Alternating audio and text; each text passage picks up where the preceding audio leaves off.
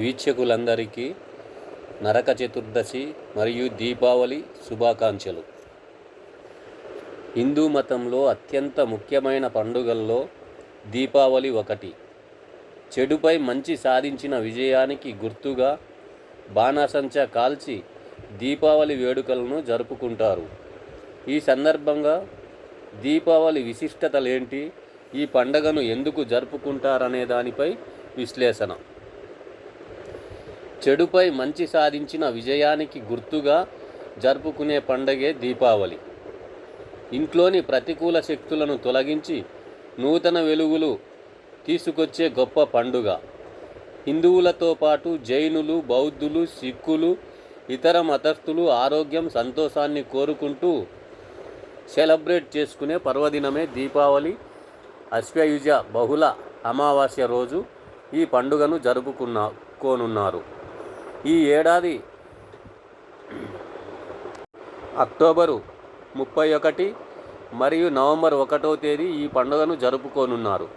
ఈ సందర్భంగా దీపావళి విశిష్టలేంటో ఇప్పుడు తెలుసుకుందాం. రామాయణంలోనూ దీపావళి ప్రస్తావన ఉంది. పురాణ కథనం ప్రకారం భూదేవి వరాహస్వామికి అసుర సమయంలో జన్మించిన నరకాసురుడు శ్రీహరి చేతిలో చావులేని విధంగా తల్లి చేతిలోనే మరణించేలా వరం పొందుతాడు. వరగర్వంతో లోక కంటకుడిగా తయారైన నరకుడు ముల్లోకాలను పట్టి పీడించాడు. నరకాసురుడి బాధలు భరించలేని దేవతలు, మునులు, గంధర్వులు శ్రీహరికి తమ గోడు వెళ్ళబోసుకున్నారు. వారి మొర ఆలకించిన శ్రీ మహావిష్ణువు ద్వాపరయుగంలో కృష్ణుడుగా అవతరించి సత్యభామతో నరకాసురుని సంహరింపచేశాడు. నరకాసుర సంహారంతో అందరూ ఆనందంగా పండుగ చేసుకున్నారు. చతుర్దశి నాడు నరకుడి మరణించగా ఆ తర్వాత రోజు దీపాలు వెలిగించి సంబరాలు చేసుకున్నారు. దీపావళి అంటే దీపాల వరుస అని అర్థం.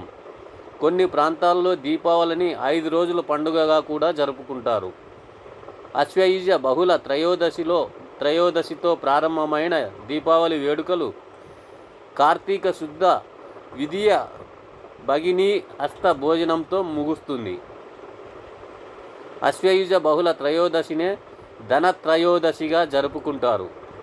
ఇంటిని శుభ్రం చేసి పాత సామాన్లను శుభ్రం చేస్తారు. కొత్త కొనుగోలు చేసిన వెండి, బంగారు ఆభరణాలను ఈ రోజున పూజలో పెడితే ధనలక్ష్మి అష్టైశ్వర్యాలను ప్రసాదిస్తుందని విశ్వసిస్తారు. అందుకే ధనలక్ష్మి, కుబేరులను భక్తి శ్రద్ధలతో కొలుస్తారు. బంగారం, వెండి కాకుండా ధనత్రయోదశి రోజు ఏ వస్తువు కొనుగోలు చేసినా శుభం జరుగుతుందంటారు. అమృతం కోసం దేవతలు క్షీరసాగరాన్ని మదించినప్పుడు ధనత్రయోదశి రోజునే లక్ష్మీదేవి ఉద్భవించినట్లు పురాణాలు పేర్కొంటున్నాయి. అందుకే ఈ రోజున తనను పూజించిన వారికి లక్ష్మీదేవి అనుగ్రహం లభిస్తుంది.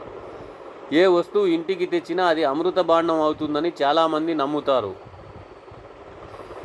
ఆరోగ్యానికి, ఔషధాలకి అధిపతి అయిన ధన్వంతరి జయంతి కూడా ఈరోజే.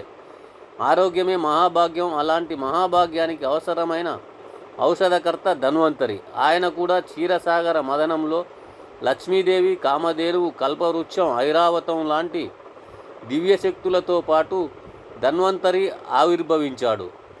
ఒక చేతిలో అమృత భాండం, మరొక చేతిలో ఆయుర్వేద గ్రంథంతో పాల సముద్రం నుంచి తరలి వచ్చాడు. అందుకే ఆరోగ్యం కోసం, అనారోగ్యాల నుంచి శీఘ్ర ఉపశమనం కలగడానికి ఈరోజు ధన్వంతరిని కూడా పూజిస్తారు. ధన్వంతరి కూడా శ్రీమన్నారాయణుని అంశమని, ఆయనను పూజిస్తే లక్ష్మీదేవి సంతోషించి అనుగ్రహిస్తుందని అంటారు. అందుకే ఆయుర్వేద వైద్యులు చికిత్స ప్రారంభించేటప్పుడు ధన్వంతరిని స్మరించుకుంటారు. ధనత్రయోదశి ఆరోగ్యాన్ని, మహాభాగ్యాన్ని కూడా ఇస్తుంది. అశ్వయుజ అమావాస్య రోజునే దీపావళి పండుగ. ఈ సమయంలో ఇంటిని శుభ్రం చేసి రకరకాల పిండి వంటలు తయారు చేస్తారు. సంధ్యా సమయంలో గోగు కర్రలకు గుడ్డ పీలికలతో కాగడాలు కట్టి వెలిగించి గుమ్మాల్లో నేల మీద కొడుతూ దిబ్బి దిబ్బి దీపావళి, మళ్ళీ వచ్చే నాగుల చవితి, పుట్ట మీద జొన్న కర్ర, పుట్టుక్కు దెబ్బ అని పాడతారు. గోగు కర్రల్ని ఎవరు తొక్కని చోట వేసి వెనక్కి తిరిగి చూడకుండా కాళ్ళు కడుక్కొని లోపలికి వెళ్ళి శుభానికి మిఠాయి తింటారు. ఇలా చేస్తే పిల్లలు ఆరోగ్యంగా ఎదుగుతారని నమ్మకం. తర్వాత ఇంటిని దీపాలతో అలంకరిస్తారు. మట్టి ప్రమిదలు, నువ్వుల నూనె వాడటం మంచిది. లక్ష్మీదేవికి ఇష్టమైన నువ్వుల నూనెతో దీపాలు వెలిగిస్తే అమ్మ అనుగ్రహం లభిస్తుంది. గుమ్మం, తులసి దగ్గర మాత్రం తప్పనిసరిగా మట్టి ప్రమిదలతో నువ్వుల నూనె లేదా ఆవు నేతితో దీపాలు వెలిగించాలి. ప్రదోష సమయంలోనే లక్ష్మీదేవి పూజ చేస్తారు. ధనలక్ష్మి పూజ ఈరోజు చేస్తే ధన ధాన్యాలు, అష్టైశ్వర్యాలు సంప్రాప్తిస్తాయి.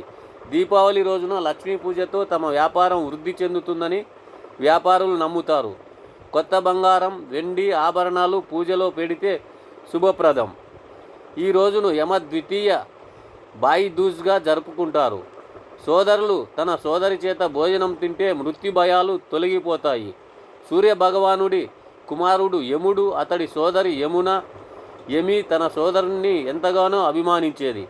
నిత్యము తన మిత్రులతో గడుపుతూ ఎన్నిసార్లు కోరినా ఏదో ఒక పనితో క్షణం తీరిక లేక సోదరికి ఇంటికి యముడు వెళ్ళలేకపోయాడు. ఈ పరిస్థితిలో యమున కార్తీక శుక్ల విధియనాడు తప్పకుండా రమ్మని ఆహ్వానిస్తూ వాగ్దానం తీసుకుంటుంది. దీనికి యముడు నన్నెవరూ ఇంటికి పిలువరు, అయినా నా తోబుట్టువైన ఆడపడుచు స్వయంగా సాదరంగా ఆహ్వానించింది కనుక వెళ్ళి తీరాలి అని నిర్ణయించుకొని వెళ్ళాడు. అలా వచ్చిన సోదరుని చూసి సంతోషించింది. అతనికి అభ్యంగన స్నానం చేయించి తిలకం దిద్ది స్వయంగా వండిన పదార్థాలను ప్రేమతో కొసరి వడ్డించింది. సోదరి ఆతిథ్యానికి సంతోషించిన యముడు ఆమెను వరం కోరుకోమన్నాడు. ఏటా ఆ విధంగానే వచ్చి తన ఇంట విందు స్వీకరించమని కోరింది యమున. సోదరుల మధ్య ఆప్యాయతకు ఈ పర్వదినం ఆదర్శంగా నిలుస్తోంది. దీపావళి మర్నాడు బలిపాడ్యమి. చతుర్దశి నాడు విష్ణుమూర్తి వామనుడి రూపంలో పాతాళానికి అణచివేసిన బలిచక్రవర్తి మళ్ళీ భూమి మీదికి తిరిగి వచ్చిన రోజు ఇదేనని చెబుతారు. బలికి పూజలు చేస్తారు. మహారాష్ట్ర వాసులు ఈ రోజును నవదివస్గా భావిస్తారు. గుజరాతీ యువకులకు ఇది ఉగాది. నందగోపాలుడు గోవర్ధనగిరి నెత్తి రేపల్లె వాసులను కాపాడిన రోజు ఇదే. Okay friends, thank you.